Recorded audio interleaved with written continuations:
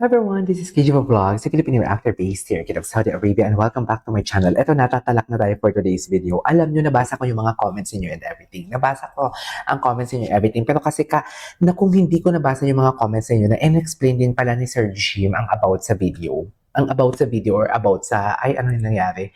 In-explain din pala ni Sir Jim yung about sa pictures and yun na nga, yung kasama daw ang ex sa kasal and everything, 2024, buti na lang na-explain niya talaga or else magkakagulo talaga tayo. Hindi naman magkakagulo, siguro kayo lang. Kasi, ang sabi ko nga sa inyo, always choose to be kind, always choose the peace. Pero ito yung sinasabi ko na nag-i-ignite ng pagkawatak-watak. Ito yung nagsisimula ng mga chismis, ito yung nagsisimula ng mga ganyan. Pag may mga information na hindi klaro, lalong-lalo na, klinaro mo man, pero alam mo yung na-impluwensya, I mean, yung ibang interpretation ng ibang tao or yung ibang Barda fans, hindi masyadong nakaintindi sa in-explain sa vlog. And then right after that, sabihin niya sa iba and everything, iba. Buti na lang ako, hindi ako kumakagat sa mga ganyan. Kung kakagat man ako sa ganyan, I'll say to myself na kailangan ko muna siyang panoorin. Okay, kasi may mga tao talaga na, uy, alam mo ba na kasama pala ni David yung ex niya sa kasal. Siyempre, ang isa naman, hindi siya mananaliksik, maniniwala din hanggang na mag-create ng fan hanggang na ipapasa word of mouth. Word of mouth ba? Buti sana kung ang word of mouth nila is something like maganda, pero hindi. Di ba, na-influensyahan yung mga iba? Yan, kaya nga ayoko talaga yung toxic sa comment section. Kaya ayoko talaga ng toxic sa comment section kasi parang nai-influensyahan yung iba na parang alam mo yung ang aim ng iba is para sumaya lang, ang aim ng iba is para straight lang talaga sila pero nai-influensyahan sila sa mga chismis na nakikita nila.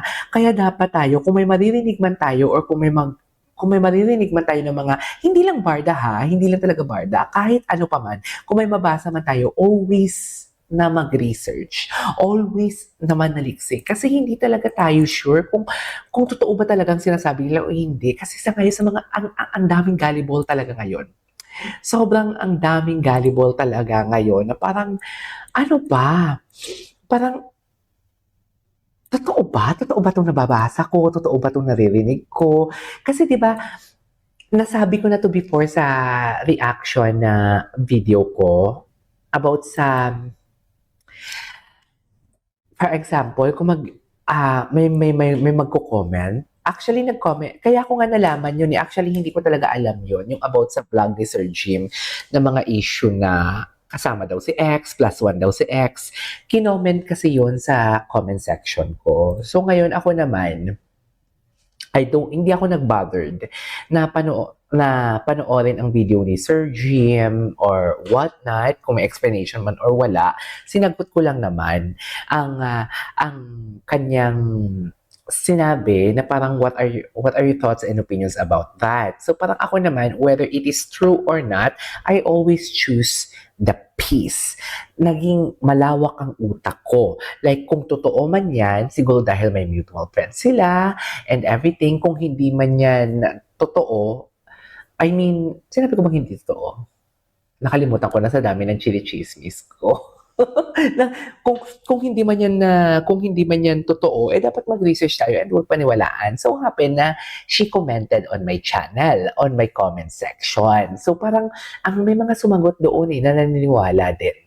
May mga sumagot doon buto na lang may mga defender din na nakaintindi talaga kung ano ang ibig sabihin ni Sir Jim, na nagsabi talaga na in-explain daw ni Sir Jim na sa comment section na that was 2004, June 2024 and everything. So basically, that photo that Sir Jim included to his vlog is just like for reference lang naman talaga siguro. It has nothing. Parang wala naman siya sigurong ibig sabihin. Baka naman for reference lang and everything. Kaya ginamit niya yung photo na yon. But nonetheless, nevertheless, the bottom line here is, kailangan, kung maniniwala ka man sa isang chismis, siguraduhin mong naiintindihan mo. Pangalawa, siguraduhin mong totoo. Pangatlo, kung hindi man yan totoo, or kung hindi ka sigurado, kung hindi mo na-check ang 1 and 2, do not influence others. Diba? Do not influence others. Kasi ang daming gullible ngayon Ang daming nadadala. So parang alam mo yung kailangan mo talaga munang intindihin bago ka maniwala. Kailangan mo talagang i-analyze muna. Kailangan mo talagang tingnan ang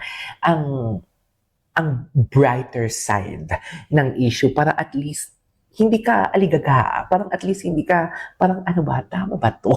Something like that.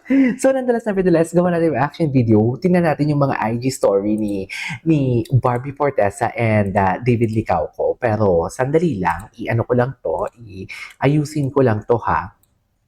Kasi kahapon, parang hindi nag IG story kahapon si David. Pero wala akong nakikita IG story ni David kahapon. Parang ang more on IG story ngayon talaga na nakikita ko is yung kay Barbie lang. Sa totoo lang, bakit kaya? May nagtatampo ba? Jeez. May nagtatampo ba for today's video? What do you think? Sa palagay niyo? Sana hindi naman, ay feeling ko Barbie's inviting David here. Kasi si David nag-post last time ng steak eh. Di ba? He posted some steak and everything. So basically, baka para kay Charis parinig. Baka saying sorry. Parang sinasabi dito ni Barbie, halika kain tayo. Favorite mo to. O, wag ka naman tampo. Ay, parang hindi naman si Daisy Barbie. Ayoko na magsalita. Wait lang. Muntik na naman ako madulas. So parang hindi naman si ang nagtatampo. Wait lang. Nawala na ako sa wisyo. Okay, tuloy natin ito. Ay, kain tayo, Lika. Kain tayo steak, for today's video. Ganun ang atake dito ni Barbie, Ganun ang atake ni Barbie dito. And the next, ay, pong pamangkin niya. Cutie. Mahal na mahal niya talaga yung pamangkin niya. Oh my God. Oh my God.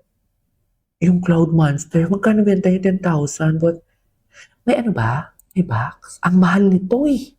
Gustong-gusto ko tong sapatos na to. Seriously, reason for selling. Ano yung reason for selling niya? Wait, hindi ko makita. Kailangan talaga natin makita ang reason for selling niya for today's video. Gusto kong makita. Reason, maliit sa akin. Oh my God. Brand new, no box. Walang box because binili nga sa US. So parang, saan ba ito binili? Baka sa US binili. Kaya parang hindi siya parang hindi siya bulky pagdating sa maleta. Kaya wala ng box. Yung mga sapatos ko din dala, hindi ko na talaga dinadala ang box or else dinadala ko man ang box, sinisira ko yung box, pinafold ko siya. Anyways, bilhin nyo to, ganda nito. 10,000, pwede na. Ay, mga 15,000 ang original price nito eh. 15 to 13. Ay, syempre McDo. Wait lang, hindi ko makita kasi masyado maliit. Pero ang sabi niya dito sa original post niya for today's video, masyado maliit eh. Wala talagang story wala talagang story si David. Pero may post ata siya di ba? May post ata siya Wait. Ang sabi niya dito sa McDo, love ko to, thank you McDo for treating my team and everyone at Sparkle GMA. Or nagpadala ang McDo sa Sparkle GMA for today's video. So ititingnan natin si Barbie, si David. Si David. Tingnan natin si David. Parang hindi ko talaga nakitaan ng post. Ay, may post pala si David eh. Kahapon, meet and greet. Ay, saan? Sa Makasalanan. Sa March 26 ata to, if I'm not mistaken. Ay, hello. Ginoo. Ay, nagupad sa Ginoo. Ginoo. Cutie talaga yung ganyang itsura niya. Ang gwapo niya talaga dyan. Huwag ka na magtampo. Please. Bakit hindi ka na nagpaparinig for today's video? Huwag na magtampo eh. Charis. Ay, McDo din siya. McDo din ang kanyang inano. Pinost McDo din, di ba? May mga post ba? Si Barbie may post din ata eh. Wait, makikichismis muna tayo for today's video. Barbie Fortesa. Barbie Fortesa for today's video. Tingnan natin yung post si Barbie. About sa pamangkin. Para nakita natin ito nakaraan. Anyways, yun lang yung chismis natin for today's video. Chikahan ko pa kayo next time. This is KJ for Vlogs and see you in my next vlog. Bye!